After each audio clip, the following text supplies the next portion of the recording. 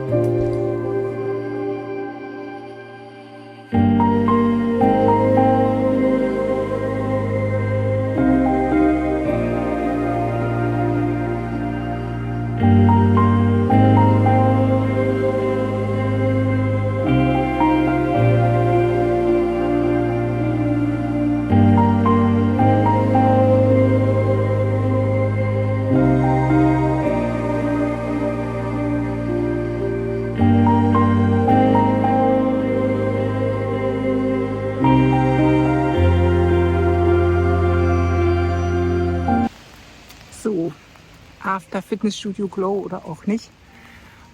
Ich hatte heute echt wenig Energie. Jetzt habe ich noch was eingekauft, weil die Greta ihren letzten Norwegisch-Kurstag morgen hat vom ersten Kurs und sie einen Kuchen backen wollte, habe ich ihr noch was mitgebracht.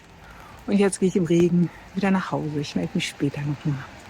Schön, dass ihr wieder mit dabei seid bei einer neuen Folge des Nordlichter Podcasts. Ja, in der letzten Woche hatte ich nicht so viele Themen, deswegen gab es keine Folge, aber dafür habe ich umso mehr Themen in dieser Folge. Guten Morgen, heute ist Dienstag. Ich habe gleich einen Termin bei einer Naprapatin. Den Begriff kannte ich auch nicht, bevor ich in Norwegen war. Also ein Naprapat ist so eine Art Physiotherapeut, der noch stärker das Gewebe bearbeitet. Das ist eine Ausbildung aus Schweden, dauert da glaube ich 5 Jahre und ist jetzt hier auch in Norwegen relativ häufig vertreten. Ich gehe da noch mal hin wegen meinem Fuß. Also ich hatte ja diesen Bänderriss oder Bänderanriss und das ist jetzt 7 Wochen her und ich habe also ein bisschen das Gefühl, dass das Gelenk so ein bisschen steif ist und wollte jetzt einfach mal mir da noch eine Meinung holen und vielleicht auch ein paar Übungen abholen und das ist jetzt erstmal der Plan für heute Morgen.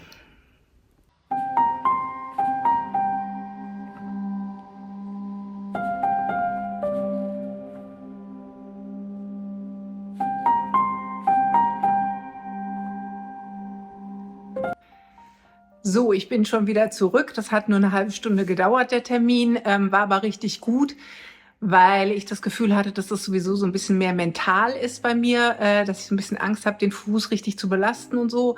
Und sie hat dann den gedreht und geguckt und meinte, es wäre wahrscheinlich eher ein Anriss, aber ein heftiger Anriss.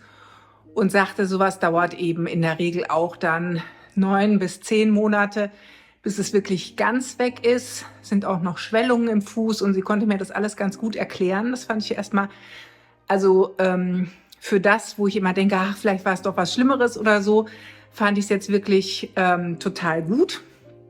Und sie hat mir jetzt einige wirklich so kleine Übungen, auch mit Resistance-Band und mit so einem Balancekissen gegeben. Die soll ich jetzt erstmal machen jeden Tag und dann sehen wir uns in 4 Wochen wieder. Dann gibt sie mir ein paar schwerere Übungen. Also ich bin mal gespannt und hoffe, dass das also jetzt meine Fußheilung nochmal nach vorne bringt. Wobei ich auch dazu sagen muss, ich habe jetzt keine wirklichen Schmerzen in dem Fuß. Also es ist aber eben so ein bisschen steif und ich habe immer noch ein bisschen Angst umzuknicken. Habe das Gefühl, das Gelenk ist nicht so stabil. Also jetzt gehen wir diesen Weg und ich glaube, das war jetzt auch der richtige Weg.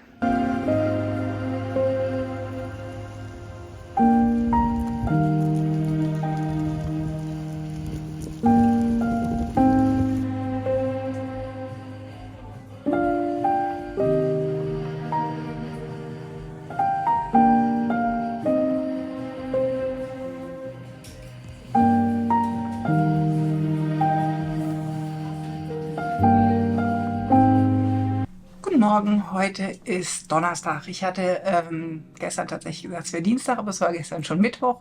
So, und ich hatte euch gerade die Fotos beziehungsweise den kleinen Clip eingeblendet von der Boutique, die es hier unten in Stavanger gibt, die ich total gerne mag. Die heißt Things with a Story. Und die haben, wie ihr auf den Bildern so ein bisschen erkennen könnt, richtig, richtig coole Sachen, Geschenksachen. Also ich sag mal, alles, was man eigentlich nicht braucht, aber eben sehr, sehr schöne Sachen. Und da wollte ich euch natürlich nicht vorenthalten, was ich da gestern gekauft habe. Und zwar als alter Peanuts-Fan habe ich das hier gekauft und bin tatsächlich dabei Opfer des Instagrams-Accounts dieser Boutique geworden, weil ich es da gesehen habe und gedacht habe, okay, das wäre jetzt sehr schön, es zu haben. Ob es praktikabel und sinnvoll ist, sei mal dahingestellt. Und zwar ist das diese Keksdose. Oder, weiß ich nicht, Keksdose. Es ist eine Porzellandose mit einem Deckel. Ich finde sie richtig schön. Wofür ich sie verwende, weiß ich noch nicht, aber wird sich garantiert irgendwo einen Zweck finden. Ja, also die habe ich mir gestern mitgenommen. Bin ich sehr begeistert von. Und dann wollte ich euch eigentlich noch zeigen, ich hatte ja gesagt, dass ich da bei der Naprapatin war und die hat mir ja ein paar Übungen mitgegeben und das ist hier halt auch irgendwie ganz cool, weil die schicken einem dann, also die hat mir die Übungen erklärt und dann schicken sie einem per E-Mail diese Übungen nochmal. Also da ist dann praktisch hier vorne ein Piktogramm der Übung und dann nochmal eine Beschreibung und dann jeweils noch die individuelle Herangehensweise, also wie viel Sets, wie viel Wiederholungen und so weiter.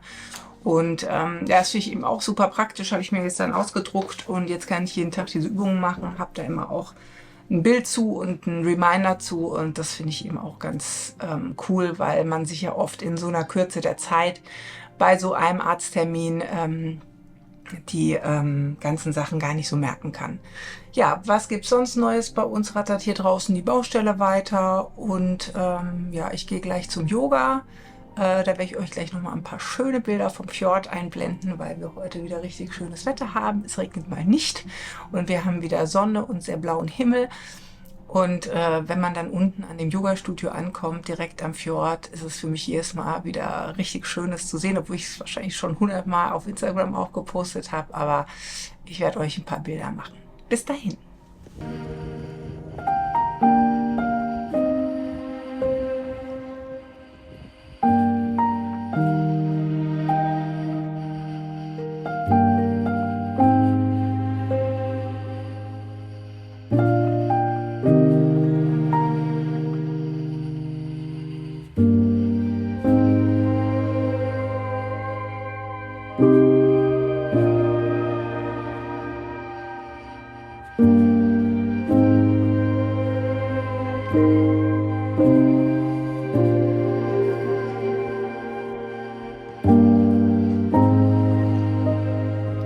So, mein Yoga ist fertig.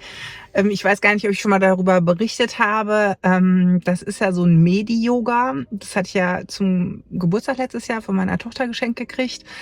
Dieses Medi-Yoga ist eigentlich total mehr auf dem Schwerpunkt Meditation, Mobilisation der Brustwirbelsäule, der Hüfte, Flexibilität. Aber wie gesagt, am Schluss ist immer noch mindestens 20 Minuten Meditation.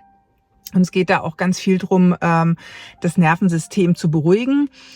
Und ja, also das ist einfach total angenehm und sehr, sehr schön. Und wir sind da auch eine ziemlich feste Gruppe. Also das ist jetzt, glaube ich, der 3. Kurs, den ich jetzt mache. Ja, genau.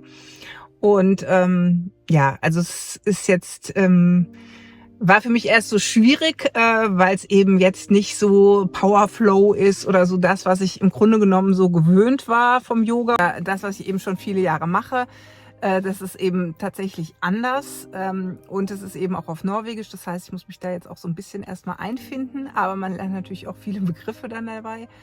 Ja, also das war wieder eine sehr schöne Stunde heute und ja, jetzt werde ich mal was kochen. Ich denke, ich nehme euch mit beim Kochen heute und die Liv hat nämlich heute Mittag, die gehen mit der Schule campen für eine Nacht, also so eine Art Survival-Training.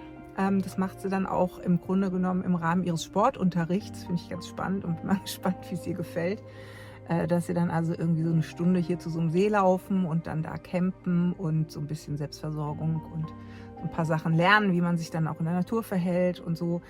Ich bin gespannt, wie es ihr gefällt. Also auf jeden Fall ist es bei uns jetzt so, dass ich jetzt Mittagessen mache, damit sie noch was Gescheites isst, bevor sie losstürzt. Und ja, ich nehme euch einfach weiter mit.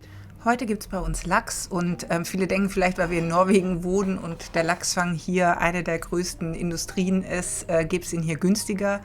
Dem ist es nicht so. Der Lachs kostet hier ganz genauso viel wie in Deutschland. Und es gibt auch keine Bio-Qualität. Also ich mache den jetzt hier in eine geölte Auflaufform, mache darauf ein paar Zitronen und ein bisschen Salz. Und später kommt noch Dill und Sahne dazu. Aber erstmal kommt der Lachs mit den Zitronen in den Backofen. Wird da ungefähr 10 bis 15 Minuten, also es waren jetzt frische, keine eingefrorenen Lachsfilets, gebraten. Dann hole ich ihn raus, dann kommt der Dill und die Sahne drauf. Und dazu mache ich jetzt hier gleich noch einen Gurkensalat. Da kommt eben auch der frische Dill rein. Also Dill ist ein Gewürz bzw. ein Kraut, was hier sehr, sehr viel gegessen wird in Norwegen. Für das Dressing für den Gurkensalat nehme ich immer Dill, Creme fraiche, Senf und dann noch ein bisschen Essig und Öl.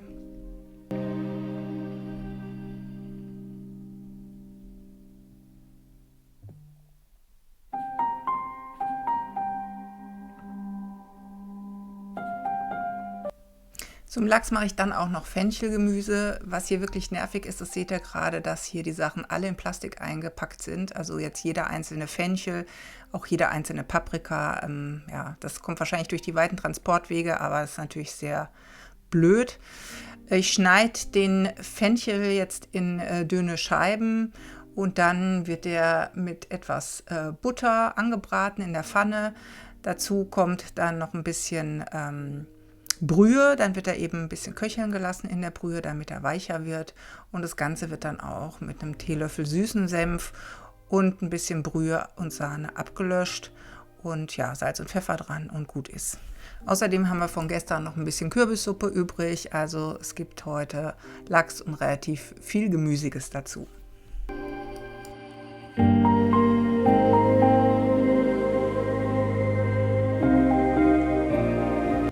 Hier bin ich jetzt gerade ganz früh morgens am Stockersee, das ist auch ein großer See hier bei uns in der Nähe, und hole jetzt Jille vom Zelten ab. Also die läuft mir jetzt irgendwie entgegen. Ich hoffe, wir treffen uns hier gleich, völlig übermüdet mit ihrem großen Rucksack.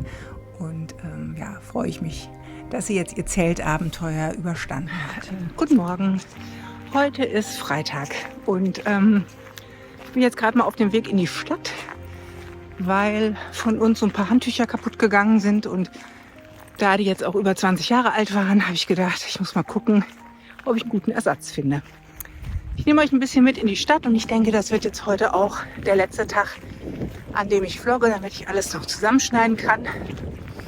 Ja, jetzt schauen wir erstmal, ob wir ein paar Handtücher finden und ich wollte noch gucken, ob unsere Parfümerie hat heute 20% und da mein Serum leer ist und sich das bei 20% echt lohnt, weil es so teuer ist, ja, denke ich, dass ich da mal reingucke, ob sie es haben. Wir sehen uns später.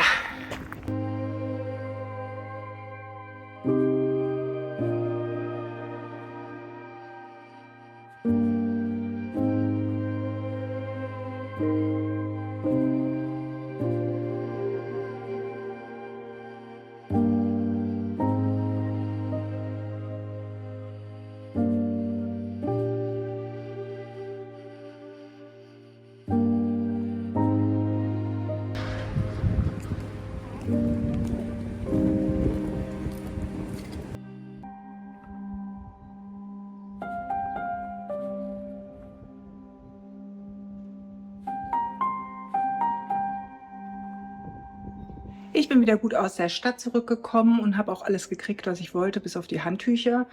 Und habe uns Bowls mitgebracht. Ich zeige euch die mal. So sehen die aus. Wir haben nämlich so einen ganz coolen Laden jetzt in der Stadt. Die machen so Bowls und Säfte und so weiter. Und das gibt es jetzt bei uns zum Mittagessen. Und damit werde ich jetzt unseren Weekly Vlog beenden. Ich hoffe, ihr habt Spaß gehabt. Es hat euch gefallen. Und dann sehen wir uns, wenn ihr Lust habt, im nächsten Video wieder. Bis dahin.